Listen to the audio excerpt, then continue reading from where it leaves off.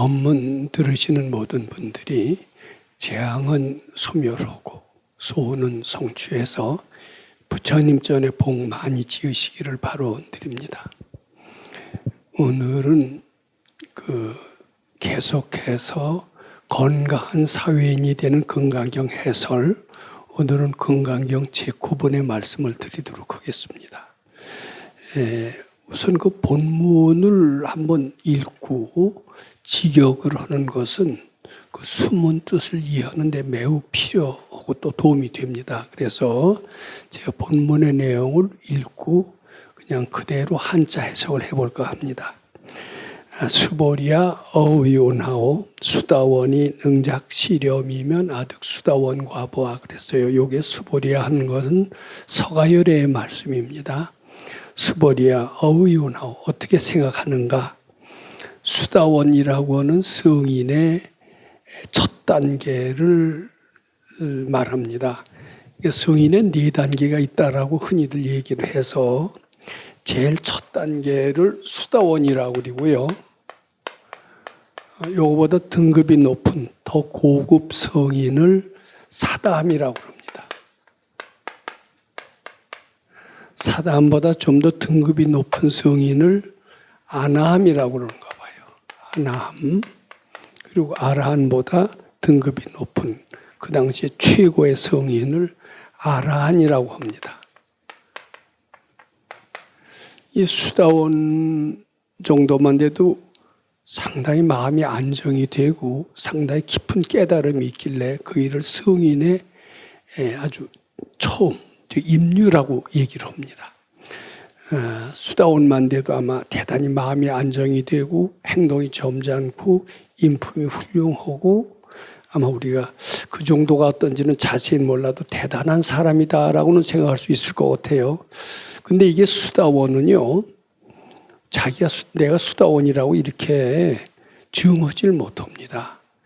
요새 교회에도 장로, 집사, 안수 집사 이렇게 여럿이 있는데 장로 자기가 되고 싶어서 되는 거 아니잖아요. 또 집사 자기가 되고 싶어서 되는 게 아니라 그 후에 그보다 윗사람이 아마 증해서 당신은 집사할 자격이 있어. 또 안수 집사할 자격이 있어. 장로 자격이 있어. 이렇게 증해 주니까 하는 거지. 자기가 마음대로 증하지 않듯이 그 당시에 인도에서 승인의 4계급이 있습니다. 수다원, 사다마나, 마나인데 지금 마음대로 나는 수다원의 자격이 있다라고 해서 나를 수다원으로 불러라. 이렇게는 못했던 것 같습니다. 아마 서가열애가 너는 수도를 잘해서 수다원의 자격이 있다. 이렇게 인정을 한 뒤에 수다원이 되는 겁니다. 사다함도 마찬가지로 수도를 잘해서 너는 이제 사다함이라는 수다원보다 좀 더 차원 높은 성인이라고 해도 된다. 이래갖고 그 결정을 하시니까 사다함이 되고 아나함도 그렇고 아라함도 그렇고 다 자기가 하는 게 아니라 부처님께서 인정을 하시고 그리고 결정을 하시니까 그렇게 수다원이라고 하는 거죠. 근데 결정을 했어요. 너는 수다원에 자격이 있다. 결정을 딱 했는데 이제 그 뒤에 이제 부처님께서 물으시는 겁니다. 수보리야 어이오나오 수다원을 너는 수다원이라고 자격을 인정을 했어요. 자격을 인정을 했는데 어떻게 생각하느냐? 수다원이 내가 수다원 과를 얻었다고 그렇게 분별을 낼 것 같으냐 이런 뜻입니다. 수다원이라는 그런 자만심을 낼 것 같으냐 이런 거나 마찬가지입니다. 요 뜻이 어렵지 않죠. 그랬더니 수보리온하되 수보리가 말씀하시길 불야니다 세조라 그렇지 않습니다. 이제 수다원은 그런데 자만심을 낼 정도로 수다원이라고 칭찬했다 하더라도 그런데 흔들리지 않을 정도로 마음이 안정된 그런 사람이 수다원이다 이런 뜻입니다. 그러니까 불야니다 세조나 그렇지 않습니다. 왜냐하면 수다원은 그렇게 성인이라고 인정을 받았지만 명의 임유로 돼 임유 성의의 유에 들었다라고 부처님께서 명하셨지만은 이무소입하야 티를 내지 않는다 이거예요. 자기는 이제 임유라는 성의의 유에 들었다라는 자만심을 전혀 내지를 않고 불입색성양 미촉법이 심형수다원입니다. 세상에 물들지 않았기 때문에, 세상에 물들지 않았다는 티를 내지 않기 때문에 수다원입니다. 이렇게 했어요. 그러니까 요게 자만이라는 게 참 나쁜가 봐요. 들뜨는 게 나쁜가 봐요. 또 집착이라는 게 나쁜가 봐요. 자, 너는 수다원이라는 훌륭한 성인이 됐다. 이렇게 칭찬을 해주면 옳지, 나는 수다원이로구나. 아마 수다원이라고 부처님께서 얘기를 해주면은 수다원이라고 인정하기 전보다 주위 사람들의 대접이 틀릴 겁니다. 아, 저 사람 수다원으로 인정받아서 이렇게 하는 순간 탁발을 하러 나가서도 많은 사람들이 서로 그한테 공양을 하려고 할 겁니다. 같은 스님들 중에서도 아, 저 사람은 부처님한테 인정받은 스님이야 하면서 대접이 달라질 겁니다. 보통 사람 같으면 들뜨기 아주 좋죠. 근데 이 사람은 그런 칭찬에 들뜨지 않는다라는 겁니다. 들뜨면 그걸 까먹는다라는 뜻도 포함되어 있습니다. 들뜨는 것은 해롭다는 것을 알 수가 있죠. 들뜬다. 또 수다원이라고 딱 나는 수다원과를 부처님께서 인정하셨어라고 하고 집착을 하고 아주 의시되고 이런 마음, 즉 집착. 이 둘 다 굉장히 해롭다 이렇게 봐야 됩니다. 한 구절 더 해석하고 넘어가겠습니다. 수벌이야 어휘오나오 사다함이 능작시렴이면 아득 사다함과 봐. 수벌이야 어떻게 생각하는가? 사다함이라고 하는 수다원보다도 더 등급이 높은 성인입니다. 즉 우리 식으로 하면 더 마음이 안정되었다라는 뜻이고 더 칭찬을 해도 더 들뜨지 않을 정도로 건강한 사람이 되었다. 이것을 의미합니다. 근데 우리는 웬만하면 칭찬하면 들뜨죠. 칭찬보다도 남자라면은 그 아름다운 여인이 미소를 지면은 들뜨는 수가 있습니다. 근데 그런데 들뜨지 않으면 저희는 마음을 잘 닦은 사람이다 이렇게 인정을 합니다. 근데 들뜨는 게 굉장히 해로운가 봐요. 우린 들뜨는 정도 갖고는 죄라고 생각을 안 합니다. 집착하는 거 갖고서는 정신적으로 집착하는 것은 죄라고 생각하지도 않고 해가 된다고 생각하지 않습니다. 근데 부처님 당시에는요, 살인 강도만 죄가 아니에요. 마음속으로 집착하거나 들뜨기만 해도 마음속으로 탐심이나 진심이나 치심만 내도 그거는 살생투도 사함과 거의 동등할 정도로 해롭고 죄가 된다 이렇게 보셨던 것 같아요. 그래서 그 들뜨고 집착하는 것을 굉장히 경계하셨습니다. 근데 우리는 얼마나 그게 해가 되는 것을 잘 모르죠. 그리고 이제 여기서 벗어나는 것은 별거 아니다 이렇게 생각합니다. 마음이 안정되는 것은 별거 아니다 이렇게 생각하는데 마음이 안정되는 것은 굉장한 복이다 또 이렇게 생각을 하시는 것 같아요. 이게 우리의 판단하고는 많이 틀립니다. 요것만 알면 금강경 구분이 굉장히 해석이 잘 됩니다. 자, 우리 수벌이야 어유나오 어떻게 생각하느냐? 사다함. 이제 너는 사다함이라고 인정을 받았어요. 그러면은 그 사다함은 나는 사다함으로 인정을 받았으니까 들뜨는 마음을 내겠느냐? 요게 아득 사다함 과보아 요것에 대한 해석이 됩니다. 그랬더니 수벌이언하되 불야니다 세존아 그렇지 아니합니다. 왜냐하면은 사다함은 명이 일왕래로되 사다함은 한 번 왔다 갔다라는 그런 성인이지만 한 번 왔다 갔다라는 것은 이제 두 생만 있으면은 번뇌가 다 없어지는 것. 한 번 죽었다 태어났다. 이것은 두 생이 됩니다. 두 생은 사람으로 치면 한 100년 정도, 한 120년, 60세를 갖다 한 생으로 치면 120년만 있으면 너는 깨치는 도인이 될 것이다. 이제 이렇게 인정을 받으면 그 일을 사담이라고 그럽니다. 그 너는 사담이다라고 했을 때 나는 두 생만 지나면 도인이 되니까 보통 사람 같으면 들뜰만 하죠. 또 자랑하고 싶죠. 대접을 받으니까요. 사담이라고 해도 상당한 대접을 받습니다. 그래서 두생만 있으면 너는 밝아질 것이다. 아라한이 될 것이다. 이렇게 칭찬을 들었지만은 전혀 이 사람은 들뜨거나 집착하지 않습니다. 그런 정도로 정신이 건강합니다. 이런 뜻입니다. 근데 이걸 또 다시 한번 강조합니다. 들뜨거나 집착은 우리식으로 해석하면은 죄도 되지 않고 별로 해롭지도 않은 걸로 생각하고 나는 많이 집착했지만은 그렇게 해로운 것도 잘 모르겠더라. 이렇게 생각을 합니다. 그리고 반대로요. 나는 들뜨는 마음이 하나도 없다. 들뜨는 마음을 수도해서 완전히 없앴다. 그리고 집착도 수도를 통해서 완전히 없앴다. 난 누구를 보고 되게 좋아하고 집착을 해서 그 미련을 가졌는데 이제는 수도라는 과정을 통해서 그 집착과 미련을 다 벗어났다. 이렇다고 칩시다. 그럼 시원하다 이 정도가 거기에 돌아오는 혜택으로 알아요.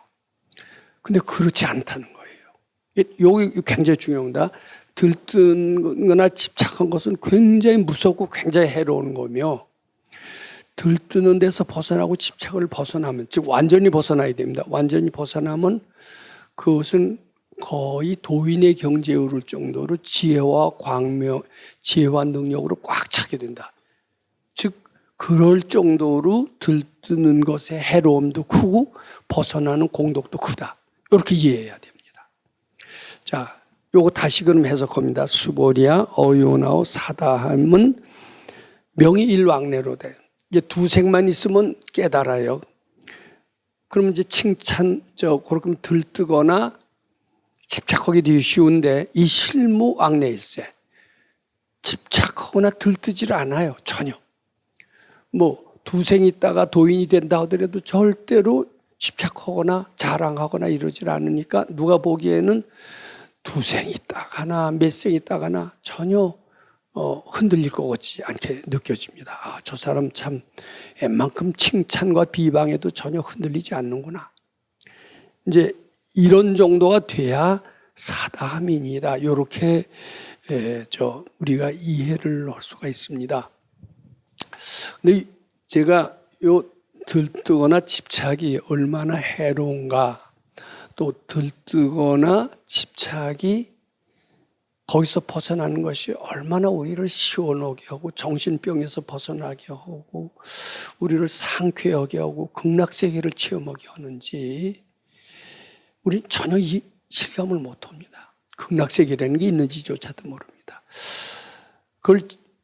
근데 저는 이제 조금 이해하게 됐고요. 그 이해를 제가 말로 해서는 아마 잘 실감이 안 나기 때문에 서산대사의 시를 갖고 서산대사는 집착이나 들뜨는 것이 얼마나 해로운 것을 굉장히 심각하게 느끼셨고 거기서 벗어났더니 그 자유와 행복감은 이루 말할 수 없이 크더라 하는 것을 시로 나타낸 게 있어요. 그 체험을 통해서 쓰신 겁니다. 근데 이 시를 읽고 해석을 한번 해보면은 들뜨거나 집착이 굉장히 해롭다는 것, 그리고 들뜬거나 집착에서 벗어나는 것이 극락세계를 체험하고 진정한 행복을 체험하고 영원한 환희심을 체험한다. 이것을 알 수가 있습니다. 자, 만국 도성 여의 질 이렇게 됩니다. 만국 이제 아마 조선시대 수도는 한양이겠죠. 근데 한양은 지금은 꽤 커 보입니다만 일제시대 때만 하더라도 인구가 한 30만 정도, 그리고 조선시대는 더 작았겠죠.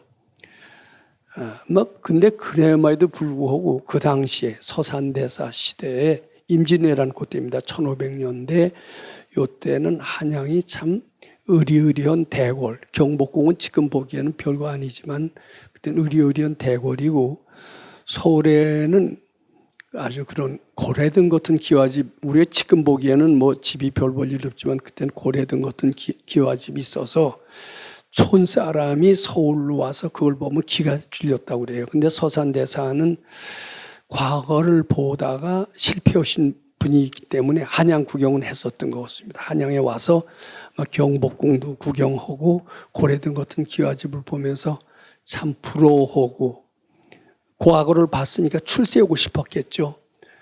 과거에서 장원급제한 사람, 즉 영웅호구를 굉장히 부러워했고 그러는 사람은 이런 고대 광실 좋은 집에서 살고 싶었을 겁니다. 그런 모습 보고 집착을 했고 또 영웅호굴에 대해서도 집착을 했고 그리고 이런 큰 집을 보고 부러워했고 그걸 보고 들뜨는 마음이 아마 없지 않았었을 것 같습니다.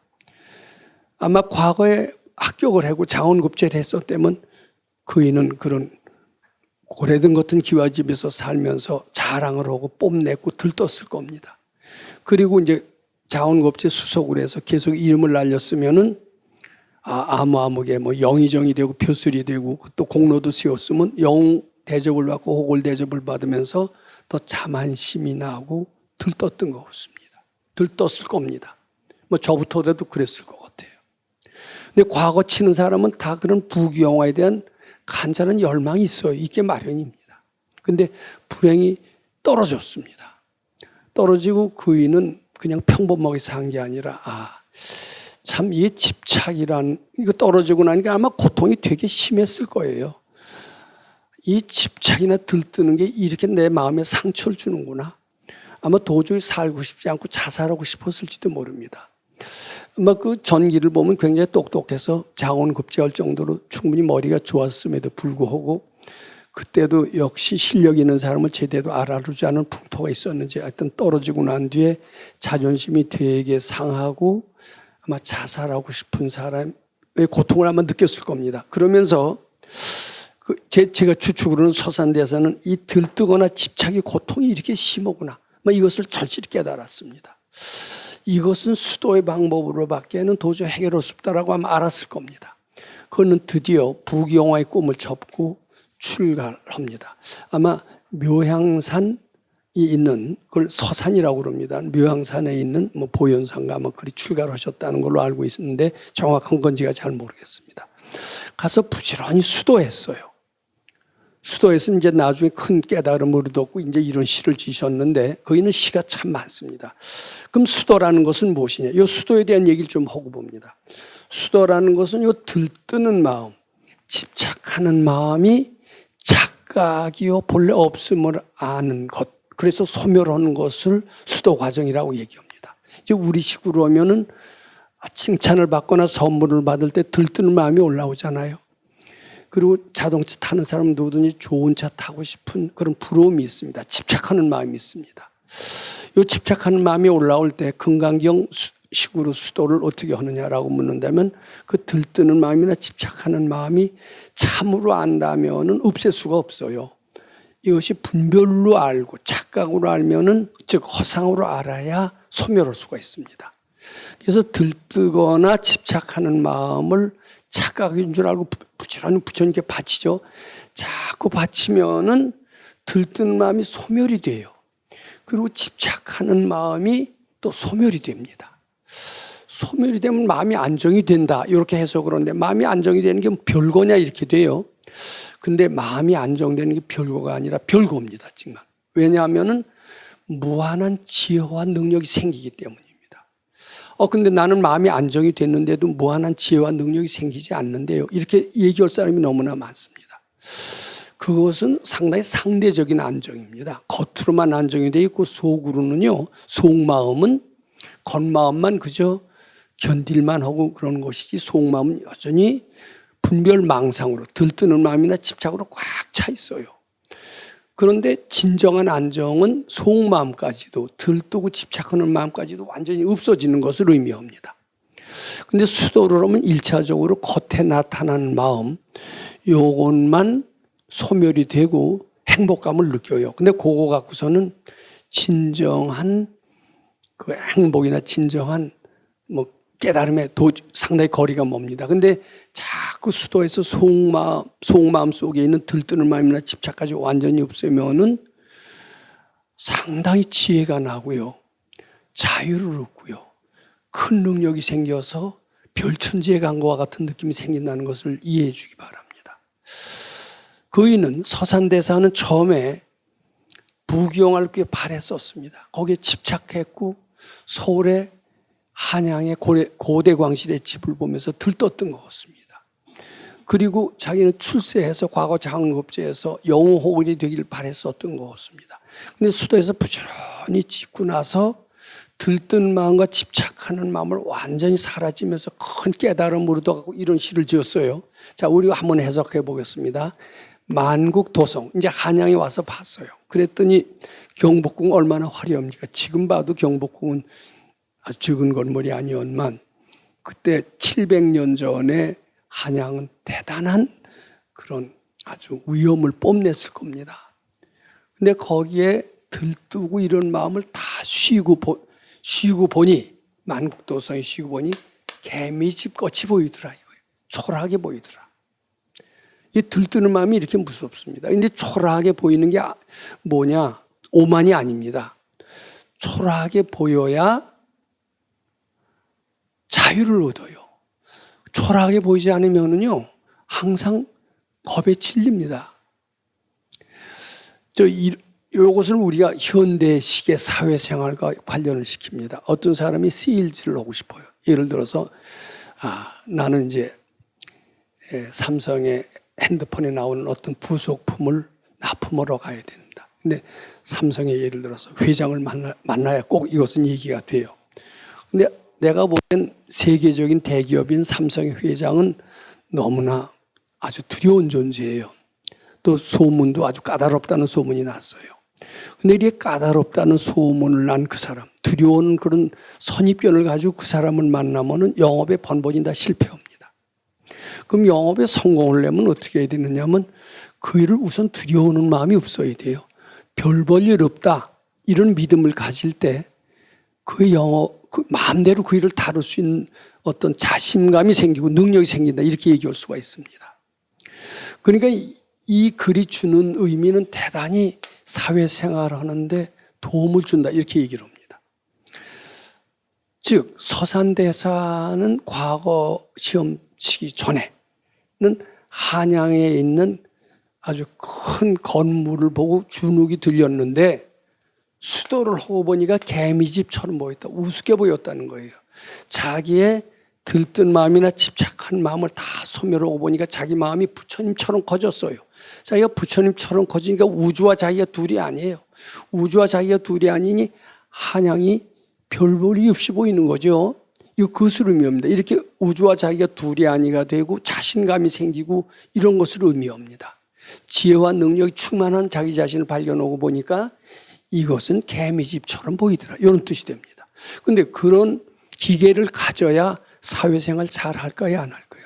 요것은 서산대사의 옛날 이야기지 요새 사회생활 하는데는 아무런 관계가 없는 이야기다. 그 기계 한번 좋다. 배짱 한번 좋다. 이렇게 간단하게 생각할 그런 구절이 아닙니다.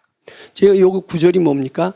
건강한 사회인이 되는 금강경 해설이라는 제목을 붙이지 않았습니까? 그러니까 여기서 우리가 알아야 될 것은 우리가 들뜨는 마음이나 집착하는 마음을 갖고 한양에 와봤더니 한양의 건물은 너무 크고 위대하게 보였지만은 수도를 해서 들뜨는 마음이나 집착하는 마음이 없어지니까 내 마음이 굉장히 커져요. 그리고 내 속에 무한한 지혜와 능력이 있는 걸 발견해요. 그 전에 겁먹고 사람들한테 주눅이 들었던 마음이 다 사라지고 자신감을 갖고 세상을 보니까 우습게 보이더라. 이런 뜻이 됩니다. 또 그런 마음을 가져야 아주 씩씩하고 당당하게 사회생활을 하면서 성공적인 그런 사회생활을 한다. 여기서 이런 교훈을 얻을 수가 있습니다. 그 뒤에요. 천가호골 약해계라고 그랬어요. 이건 영웅호골들이 상당히 높게 보이죠. 거기다가 과거 시험에 떨어지고 나면은 그 과거에 붙은 사람이 더 높게 보입니다. 저는 자동차 처음에 운전을 배울 때 자동차 운전이 만만하지가 않더라고요. 그래서 그 전에 자동차 운전 면허 합격한 사람은 아무것도 아닌 걸로 생각했다가 제가 자동차 운전을 부지런히 배우면서 합격하려고 노력을 하니까 자동차 운전 합격한 사람이 그렇게 높게 보일 수가 없어요. 아마 서산대사가 과거에 떨어지고 나서 보니까 참 영의정인 뷰슬이 더 높게 보였을 겁니다. 그래서 재술에서라도 또 도전하고 싶었을 겁니다. 근데 재술 포기를 했어요. 포기를 하고 부지런히 수도를 해서 들뜨고 집착하는 마음을 닦았습니다. 그리고 난 뒤에 영의정이고 뭐 좌의정이고 우의정이고 딱 보니까 그런 영호골들은 조파리와 같다. 해계라고 하는 것은 술 속에 있는 식초 속에 있는 무슨 벌레를 의미한대요. 영호골이 그런 벌레처럼 보이니까 우습게 보인다는 얘기입니다. 우습게 보일 정도로 자기 마음은 넓고 커졌다라는 것을 의미합니다. 이게 이제 깨친 이에 즉 들뜨고 집착한 마음이 사라진 경지다. 저는 이렇게 해석하고 싶습니다. 근데 그렇게 영호골이라는 만국도서에 그렇게 보이질 않거든요. 그 뒤에 일창명월 청어침. 이제 그리고 아주 이런 들뜨고 집착해서 다 벗어나고 나니까 마음이 아주 청량감이 들고요. 그리고 밝고요. 자유로워져요. 그리고 지혜와 능력이 생겨요. 우주와 자기가 하나인 것 같아요. 천하에 두려울 게 없이 됩니다. 저 요새 우리 계신 분들은 주경야선 가행정진이라고 그래서 잠이라고 하는 이런 분별이 잠이 본래 착각이고 본래 없음을 아는 공부를 합니다. 즉 잠이라는 분별이 착각이고 본래 없다. 잠이라는 게 뭐냐면은 비각성 상태입니다. 그리고 그것은 흔들리는 마음이고 어두운 마음입니다. 즉 그것은 들뜨는 마음이기도 하고 집착하는 마음을 우리는 깨치는 공부를 하고 있는 겁니다. 즉 비각성 상태를 각성 상태로 바꾸는 공부인데 그것은 요거하고 똑같습니다. 들뜬 마음이나 집착하는 마음을 자꾸 해탈해서 그 마음을 소멸해서 완전히 깨어있는 상태로 이렇게 바꾸는 것과 똑같습니다. 근데 요새 그런 공부를 하다 보니까 머리도 굉장히 맑아지고 청량감을 느끼면서 마음속에서 기쁨이 자꾸 솟아오르거든요. 근데 이 기쁨은 단순한 기쁨이 아니라 자신감을 동반한 기쁨이에요. 저는 이 공부를 조금 더 하면은 서산대사의 이런 시를 충분히 공감할 수 있게끔 될 것 같습니다. 맑고 그윽한 달빛 베고 누우니 이 청량한 환희심을 이렇게 표현했다. 이렇게 저는 생각을 합니다. 무한송풍 운부제라 그랬더니 끝없는 솔바람 소리가 그냥 고르지 않다라고 했는데 그대로 극락세계가 없구나. 저는 이렇게 해석하고 싶습니다.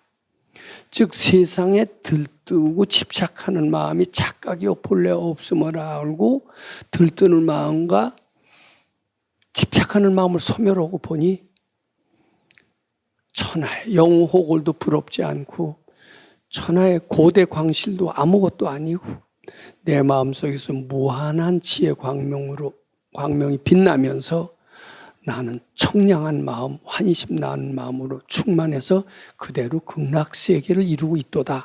이런 내용인 것 같습니다. 즉 들뜨고 집착이 얼마나 해로우며 들뜨고 집착이 벗어남으로써 얼마나 행복하고 우리가 지혜와 능력을 골고루 갖춘 이런 인격자로서 다시 태어날 수 있게 되느냐 하는 것을 제가 강조했다라고 말씀드립니다. 자, 그러면서 이것을 다시 한번 복습을 해봅니다. 수보리야 어우유나오 사다함은 능적시렴이면 아득 사다함과 봐. 수보리야 어떻게 생각하는가? 사다함은 내가 사다함과를 얻었다는 그런 생각을 하겠느냐? 이제 이렇게 부처님께서 질문을 하세요. 그랬더니 수보리언하되 수보리 존자가 대답하기를 불야니다 세존아 그렇지 아니합니다. 왜냐하면 사다함은 명의 일왕래. 일왕래는 두생이라고 그랬죠. 두생이 있다 밝아진다고 그래도 전혀 들뜨거나 그런 성인의 인정을 받았다 하더라도 들뜨거나 집착하지 않고 전혀 티를 내지 않는다. 즉 그의 마음 속에서는 들뜨거나 집착하는 마음을 다 소멸했고 마음속에서 지혜와 능력을 얻었던 정도로 대단한 사람이기 때문에 그이로 하여금 이름을 사다함이라고 합니다. 이렇게 해석을 합니다. 이게 굉장히 중요합니다. 명이 일왕래로 돼 이 실무왕래. 실무왕래라는 것은 들뜨거나 집착한 것이 없어졌다라는 뜻이고 굉장히 지혜와 능력을 얻은 대단한 존재라는 것을 의미하고 있습니다. 자, 그런 식으로 또 하나 해석을 해봅니다. 수버리아 어의 은하오 아나함이 능작시렴이면 아득 아나함 과부하 그랬습니다. 이 아나함은 성인의 등급 중에서 세 번째 등급입니다. 가장 높은 등급이 아라한이라고 하는데 지금 수다원, 사담, 아나함 이제 세 번째 얘기를 하는 겁니다. 수다원도 대단했죠. 근데 뭐가 대단하느냐? 지혜와 능력이 대단하다는 것을 부처님이 어떻게 이 사람들한테 일깨워 줄까? 그러다 보니까 이제 예를 든 거예요. 예를 드는 게 뭐냐 하면은 너는 성인이라고 칭찬을 받았어도 전혀 들뜨거나 집착하지 않을 정도가 되었다라는 것을 암시하면서 이 사람의 능력이 대단하다라는 것을 간접적으로 얘기하신 겁니다. 그 다음에 사다함은 두생만 있으면 너는 큰 도인이 된다라고 인정을 했어요. 인정을 했지만은 인정을 해서 여러 사람한테 대접을 다 잘 받습니다. 가다가다 들뜨기가 쉽습니다. 집착하기도 쉽습니다. 폼 잡기도 쉽습니다. 그런데 이는 그런데 들뜨거나 뭐 자랑하거나 전혀 그런 티를 내지 않을 정도로 들뜨거나 집착한 마음이 하나도 없습니다. 자, 즉 들뜨거나 집착하는 마음은 굉장히 해롭고요. 그것을 벗어난 그런 경지는 대단히 훌륭하다라고 얘기를 했고, 즉 대단히 훌륭하다라는 것, 그것을 이제 사담이 대단한 존재로 여기서 부각시키는 표현이다. 이렇게 말씀드립니다. 이제 그거 들뜨거나 해로운 것이 얼마나 해로운 것이냐 하는 것을 제가 서산다에서 시를 예를 들면서 설명을 했던 겁니다. 자, 고대에 불야니다 세조나 이제 아나함 차례입니다. 수버리아 아나함은 내가 아나함과를 얻었다고 티를 내겠느냐 이거죠. 그랬더니 그렇지 않습니다. 부처님이시오. 왜냐하면 아나함은 명의 불례로되 이제 내 생에는 바로 도인이 되는 거예요. 내 생에 사람 문 받았다가 거기서 수도해서 깨친다는 뜻이에요. 한 생밖에 안 남았어요. 사다함은 두 생이라고 그랬죠. 아나함은 한 생입니다. 그럼 내 생에 바로 도인이 된다라는 인정을 했어요. 인정을 하니까 이건 확실한 겁니다. 성인이 지금은 아라한이 아니지만 한 생 후에 성인이 된다는 것은 대단한 인정이고 사람들이 그이는 아라한처럼 존경하고 받들어 모실 겁니다. 그리고 웬만한 사람은 들뜨거나 자랑하거나 집착하게 되기 쉽습니다. 즉 아나함은 내가 아나함과를 얻었다고 생각하느냐라는 것은 그런 성인이라는 인정을 받았는데 들뜨거나 집착하게 되지 않느냐 이제 이런 뜻의 질문이었습니다. 그랬더니 수벌이 언어대 수벌은 그렇지 않습니다. 왜냐하면 아나함은 바로 다음 생에 밝아진다고 인정을 받았지만은 전혀 티를 내지 않습니다. 들뜨거나 집착하지 않습니다. 들뜨거나 집착함을 벗어나서 무한한 지혜와 능력을 얻었습니다. 이 사람은 대단한 사람입니다. 그렇기 때문에 이름을 아나함이라고 합니다. 이런 뜻입니다. 즉 아나함이 대단한 사람이라는 것을 일깨워주기 위해서 일깨워주자는 뜻이 이 안에 포함되어 있습니다. 그 내용을 제가 서산대사의 시로 들었어요. 그 집착이 벗어나는 게 그렇게 자유와 행복과 지혜와 능력을 갖춘다는 것, 그것은 해본 사람이 압니다. 그리고 분별심이라는 것은 우리는 세상을 살아나가는데 꼭 필요하다라고 합니다. 연구한다. 판단한다. 이게 나쁜 거라고 생각 안 합니다. 근데 그 집착에 속합니다. 그리고 그 벗어나는 것이 얼마나 지혜와 능력을 가져온다는 것도 우리 전혀 모릅니다. 우리 그러고 살아왔습니다. 근데 제가 수도라는 것을 조금 하고 그것도 다행히 밝은 도인을 만났으니까 이제 수도에 참된 수도가 무엇인 줄 알고 제대로 된 수도를 해봤죠. 그랬더니 이 분별을 일으키고 판단하고 비교하는 게요 굉장히 해롭다라는 것을 많이 느낍니다. 그것은 웬만한 지혜 있는 사람들도 남하고 비교하는 그런 것을 하는 것은 굉장히 해롭다는 것을 이구동성으로 얘기합니다. 어떤 사람은 우리 친구 독실한 불교 신자입니다. 주례사 할 때는 신부 신랑한테 이렇게 얘기합니다. 우리 남편을 남의 남편하고 비교하지 마라. 또 남편한테는 우리 아내를 남의 아내와 비교하지 마라. 그런 얘기를 합니다. 그런데 그렇게 비교하는 것이 굉장히 괴로워요. 정신병 걸리기가 쉽습니다. 거기까지는 되게 이해합니다. 근데요, 비교하는 것이 즉 분별 내는 것이 착각이고 본래 없음을 깨달아 소멸했을 때 그 즐거움과 행복이 얼마나 큰가를 아는 사람은 거의 없습니다.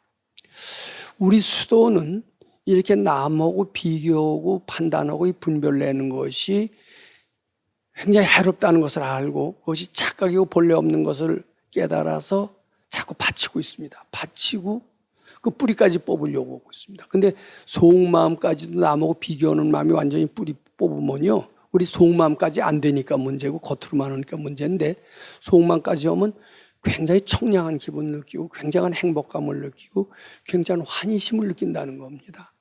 그렇게 해서 결국은 거의 도인의 경지까지 이른다고 하는 거니까 이것이 분별이 해롭다라는 것을 알아라. 그리고 착각인 줄 알고 바쳐라. 바쳐서 청량감을 맛봐라. 이런 얘기가 이 안에 포함되어 있습니다. 자, 그 뒤에 계속해서 조금 더 읽어보겠습니다. 수보리아 어유나오 아라한이 능작지렴이면 아득 아라한 노부아. 아라한은 이제 완전히 성인이 된 것을 의미합니다. 지금도 태국, 스리랑카, 미얀마에서는 부처가 되길 바라지 않고 아라한이 되길 바란다고 그럽니다. 아라한을 최고의 성인이라고 얘기합니다.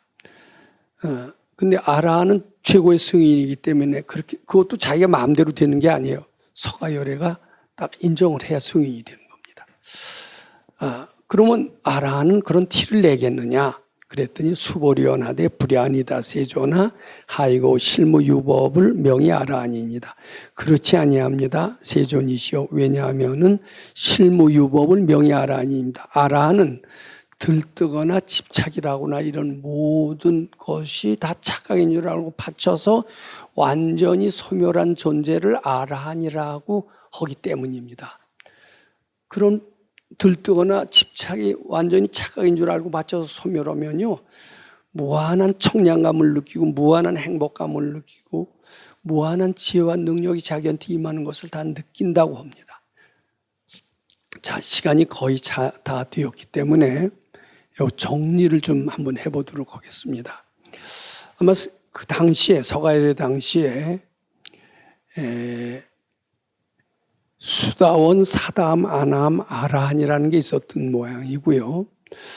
뭐 이렇게 승인에도 네 등급을 매겨 놓는 것이 수도는 사람한테는 꼭 필요하다라고 아마 생각을 했던 것 같아요. 지금 근데 한국 불교에서는 수다원이고 사담이고 아남이고 아라한이고 이게 없습니다. 왜냐하면 요건 소승불교식이고 대승불교에서는 바로 부처가 되는 길을 많이 택합니다. 그래서 이제 이게 없는데 그 당시에는 대승불교가 아직 생기기 전에 이 얘기고, 그래서 요 네 단계를 설정해놔야 사람들이 우리는 부처가 되기는 너무 힘들고 이 스텝 바이 스텝 이런 성인의 단계를 밟아서 결국 밟아지는구나, 이렇게 쉽게 불교를 접근하기 위해서 네 단계를 아마 만들었던 것 같습니다. 그리고 이제 그네들이 어떤 것이냐라고 설명하는 것이 금강경 9분의 내용인데, 이제 이게 법화경에 가서는 다 없어집니다. 바로 부처가 되는 길을 택하라 이렇게 나갑니다.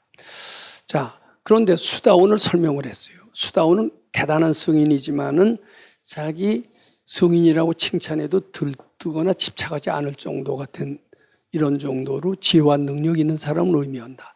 사다함은